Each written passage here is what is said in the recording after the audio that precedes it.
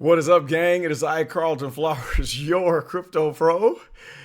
And I'm actually shooting the introduction of my premium preview video again because of the dump that just happened, that I was going to talk about the breakout and discuss the fact that, yes, we did have a breakout from the symmetrical triangle, but that I did not trust it because it looked like a repeat, like a fractal of a previous pump that occurred that ended up in a dump. I just didn't think that dump was going to happen this fast. so we will just jump straight into the chart and break this down and talk about what could be coming up next. All right, guys and girls, this is pretty hideous and hilarious at the same time. It's hideously hilarious what I'm looking at right now. I still can't believe that earlier this morning I was looking at this pump and I was going to talk about how the price ran straight up to the 200 EMA right there. And I was going to talk about the possibilities of a rejection at the 200 EMA. And the reason why I was thinking rejection is because we were at this peak volume node right here. And once we hit that and just kind of hit just above the second line up here, right up above the peak node there, I was thinking that this is going to sail back down, and it's going to sail down hard. But I didn't think it was going to get swatted down this quickly. But this is very interesting that not only did we get the rejection here, but we filled the red dash line. Okay, so we go straight through there, through the red dash line, and now it's at the bottom of, well, it's kind of trying to poke through the bottom of the triangle that you see that I have drawn on the screen. And so when you have these symmetrical triangles like this, what I was going to say yesterday was you got a 50-50 shot of breaking to the downside or breaking to the upside. And usually you lean towards the downside in a bear market, but I was going to say that don't be surprised if this thing doesn't run hard up to that 200 EMA or try to jump towards this volume node cluster. So sure enough, it did. All right, rejection has happened. We have a clear crossover right there. That's obvious. And then we also have an impending crossover down here on the MACD. And this will probably cycle all the way down. And what is dangerous about this is, one, we have filled the red dash line, and two, we are going to be below this volume node here. With all of the other negative information that we've gotten on the news reports of the economy, considering or regarding the CPI, interest, inflation, all of that, we could be headed really south fast. All right. Let's clear this out. Let's just jump to the one-day chart. This is going to be a fast video. Now here you can see that as we got to the point of that triangle, it went up, but then it wicked way back down real fast. And we do have what looks to be a positive crossover here where the blue line is above the orange, but that's probably going to reverse. And we did have a pending bullish crossover here on the MACD and approaching the zero line with the histogram as we had the light red bars forming after the dark red, which says that we were moving in a upward direction. However, that can also unfurl, and we cannot put too much faith in that. We need to scrunch this in because we can't see the prices. There we go. All right, so that's the one day. I think the one day is fooling us, so be very, very careful. This can look like, oh, this is positive. Blue line on top, we're coming up here.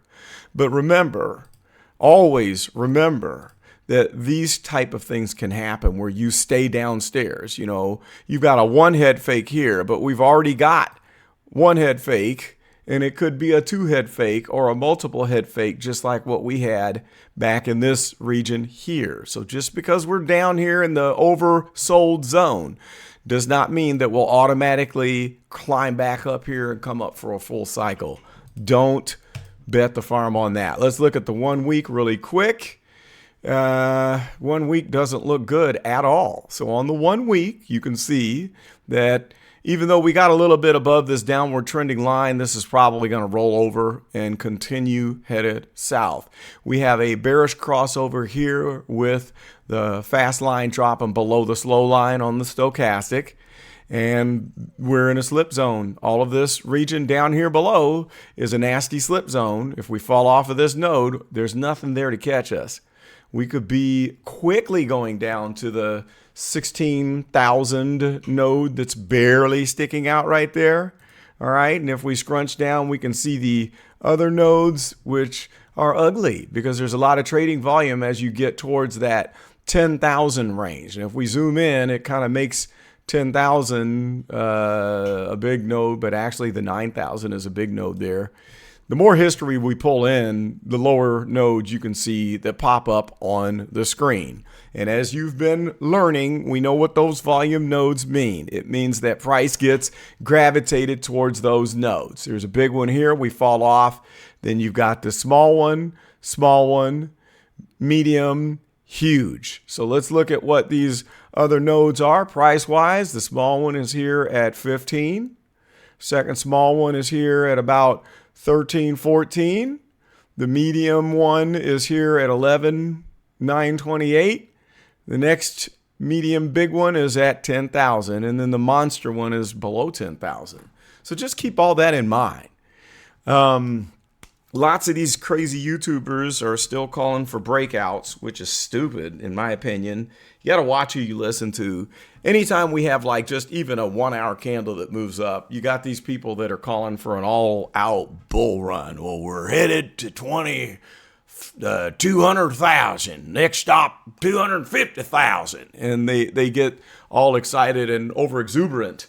The other thing is this, you've got the people out there that believe that the chart reigns supreme always. And I don't. Even though I say, show me the news and I'll show you the chart, not show me the chart and I'll show you the news. In other words, I do believe that news is created, the FUD, to go along with the premeditated chart movements that these market makers, institutions, leveraged exchanges want the price to go in. However, I don't believe that the chart reigns supreme over all else. I think that it is an 80-20, where it's 80% chart, 20% news. In other words, most of the time, the news is going to be made to support the chart, but sometimes the news will bomb the chart. And it doesn't matter. We can be anywhere on this chart. And if the news is big enough, you're going to come straight down out of it. Kind of like this point right here. Sometimes you get capitulations that don't fit the chart. And while many people claim that the bottom is in, you better not trust that, because the economic conditions and the news that we're getting is just extreme, guys and girls. It's so extreme that I think that a black swan event can take this chart out, where we could say, you know, yeah, bottom's in according to this chart, but the news can tank that. COVID messed up the chart. It took it right out. And so keep that in mind. The chart does not always reign supreme. We can be fooled. And that's about the long and short of it for this chart.